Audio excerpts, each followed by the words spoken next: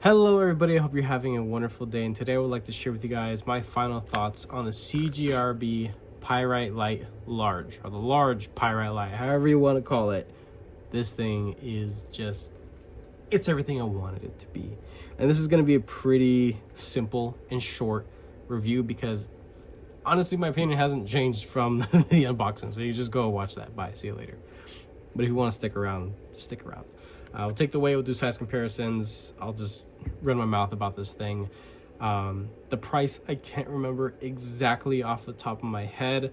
I have seen some G10 variations already of this. So CJRB is already working on different variations of this. And I think that is just, that's exciting because this is a sweet freaking knife. And while I'm typically an advocate for smaller or compact knives, this thing is just a treat. It's a real treat. And I think people who prefer larger knives for whatever reason, I think they're really gonna like this thing because it is still light, it is still usable, and it's still cheap as hell. 3.6, pretty freaking impressive for how much knife you are getting. Now again, this is a light knife. It's supposed to be light. It's supposed to be performance through and through. Lightweight, super thin and slicey. That's the purpose of it. If you don't like that kind of stuff, then this isn't going to be the knife for you. But if you do like something that is performance first and, you know, not going to be a brick in your pants, this is for you. Let's start with some big boys here. We have a beautiful full tie MSI. We have a Manix 2 lightweight. A lot of the same people that bitch and complain about this thing feeling like a toy, feeling like junk. They don't understand why it costs so much because it's just plastic. This is made in America. It has some of the fanciest blade material you will ever find, ever. Period. Done. That's it. That's what Spyderco does. This is overseas. This is like around 50 bucks or could be had at sub 50 bucks on deals here and there. But it's gonna feel the same. The only difference is that this is actually going to be much more structurally sound because this has steel liners, no weight relieving or anything to impede on the structural rigidity of the knife. So this thing is solid through and through. It just looks cheap. It just looks like a toy. That's the only thing. This is lighter. This is just at 3 ounces, so this weighs more, which is wild to say because, I mean, the Manix 2 just has such a presence in comparison. That's just my opinion. So this thing is gonna feel a little substantial. Just, you know, look the part of a lightweight knife, right? CMB main average Predator. Let's do Vision FG.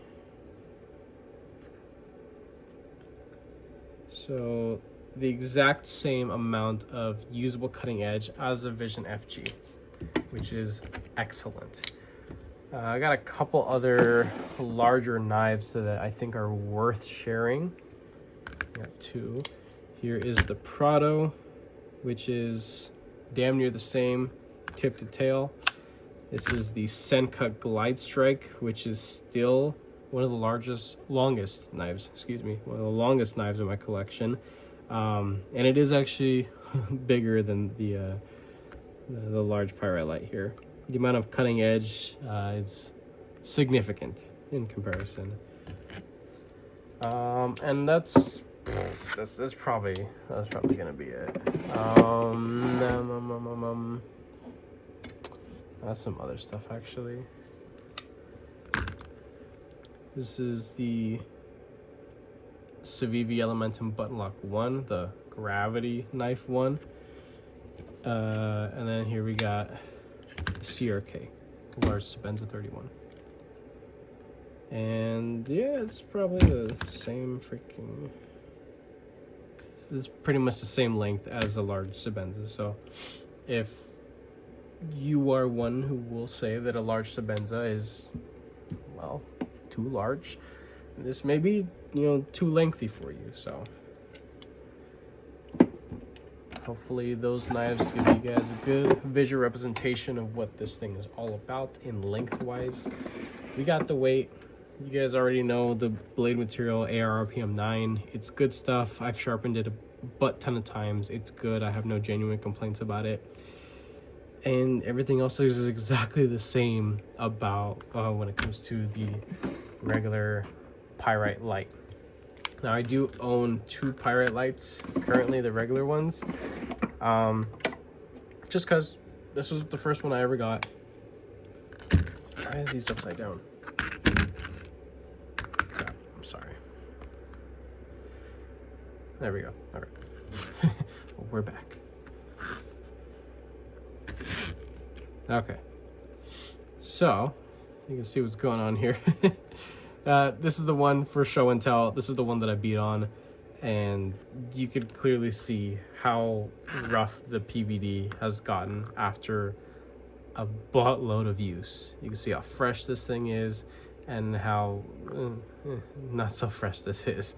It takes on a polish eventually, and all this smudging, it looks like it's smudging. It's not actually. Like that's the actual blade finish itself. It looks like shit. But it's a cheap freaking knife. What do you expect? I'm a guy that uses this stuff, right? This one's just for show and tell. This is the website exclusive with a rose gold copper blade. It's a wonderful little looking knife, right? Nothing super special about it. I think it was like an extra $5-10 for the coating. I thought it was worth it, so I got it. But these two guys, you can see how big of a difference, but also all the similarities. It's the same freaking knife. They just blew it up. One of the biggest differences is that this is implementing a secondary lock, which to some people,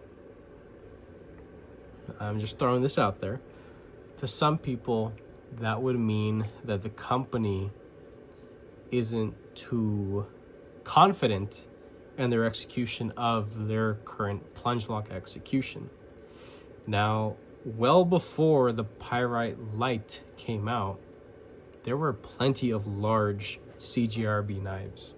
The Frac is one of them. I think it's a wonderful looking knife. I have yet to handle one. I would love to get one. But that's a large heavyweight knife with kind of a chintzy locking mechanism, to most people at least. Now, I haven't heard of many people failing them, but it is possible. I have seen it, but it's not something that's rampant, of course. I personally have let me not finish that sentence. I personally have done testing on doing like spine whack and things like that, and just harder use, kind of like wrenching back and forth. And while eventually this thing does get a little bit loosey-goosey side to side, just takes a little bit of love on the pivot right there, and that's it. Well, I mean, it's still kind of there. I mean, look at this thing. I mean, it's beat to crap. The scales have been scorched by sitting too close to the grill during the summertime. The blade has been completely freaking chipped and just destroyed by bags of soil and being dropped on the concrete, open with the tip and just busting up the edge. But this ARRPM 9 is a dream to sharpen. It's just stupid easy to sharpen, and it holds an edge well enough in reasonable circumstances. You're not going to be cutting bricks with this, right? And the same thing goes for this. Now, I can't say that these are exactly the same stock thickness, but I'm willing to bet they are pretty close to the same stock thickness and potentially come down to the same cutting edge, or maybe even thinner, because the blade height on this, with my finger calipers here, it is a little bit taller on the large, which I'm thankful for. They didn't just make it longer, they blew it up, which is nice. I don't know the percentage of how much they blew it up, but it's a good, I don't know, 20-30%, and that's pretty sweet. I wouldn't call this an XL, definitely.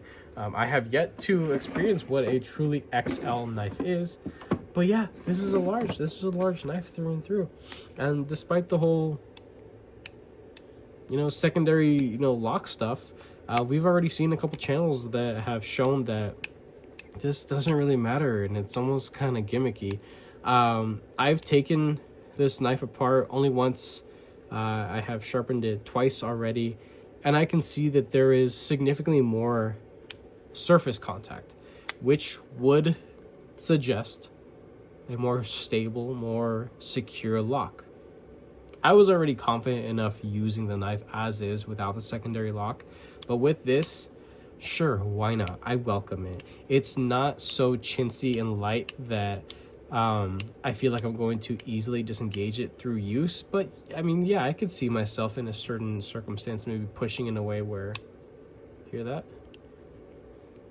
So if that's locked and I'm squeezing, hear that little click? So yeah, I can pop that just by giving this thing a good squeeze. Yeah, I'm pretty sure you guys can hear that. You guys get the point. I don't think it was really necessary, but I welcome the thought. I welcome the innovation, whatever it may be. But everything else is constructed damn near the same as the regular pyrite that we all have fallen in love with. I will say that the texturing does feel a little bit more substantial, a little bit deeper on this. That's nice. I welcome that for sure. If I didn't already mention, all T8 except for the pocket clip is very common. I'm not 100% sure if the premium clips fit on this. I think that would be pretty cool, putting like a premium clip that costs almost as much as the freaking knife itself. That'd be pretty funny. But that is really it. There's not a whole lot else to say about this. I'm excited for what CJRB plans to do with this. I think if they did some S90V, G10 scales, something that's a little bit more, you know, a little bit more substantial feeling, because while I love FRN for what it is, you can dye the scales, you can do the same freaking thing with G10. I think I just like the feel of G10, but I don't hate this either. I mean, this is now my third knife that is, you know, built in a similar manner, you know, of the same design and from the same company. I don't mind it. I like it enough to own them, right? But I think it'd be pretty sweet to start seeing some premium versions of this while still keeping the Lite name into it. I don't know if they'd ever be able to implement like carbon fibers or fat carbon or micarta. Maybe that stuff isn't as structurally rigid as FRN can be, or maybe as forgiving to machine. But I've seen it. It's possible. It's a thing. We'll just see if CJRB hops on it or not. But yeah, if you're looking for a utility blade with a little bit more length, with a nice fidgety finger safe lock, with stud deployment, dual stud, and maybe a secondary lock just for that peace of mind in your pocket or on the actual job site using it, this is it. You know, this is as cheap as it gets for the size of the knife, for the quality overall, with the blade material, the shape, the contouring, just everything that you get from CJRB. Nice little pouch, cleaning cloth, you know, the good stuff. And that's it. If you lose something like this, no one's really gonna cry. If you beat the crap out of this thing and you chip up the blade, really easy to sharpen. There's not much else that really needs to be said about this. It's from a user perspective, it's excellent. Checks all the boxes for me. As a sharpener's perspective, all the boxes, every single one of them, multiple times. And just as a collector, this thing is welcomed for sure, and I'm excited to see what else comes of this new size variation here. That's it. Video over pretty much. If you guys like this video, go ahead and leave a like down below. If you are subscribed, thank you so much. I appreciate all your support and your patience. Of course, if you are not subscribed, please consider subscribing, because I play more videos and content coming you guys this way. And with that being said, I hope you have a wonderful rest of your day.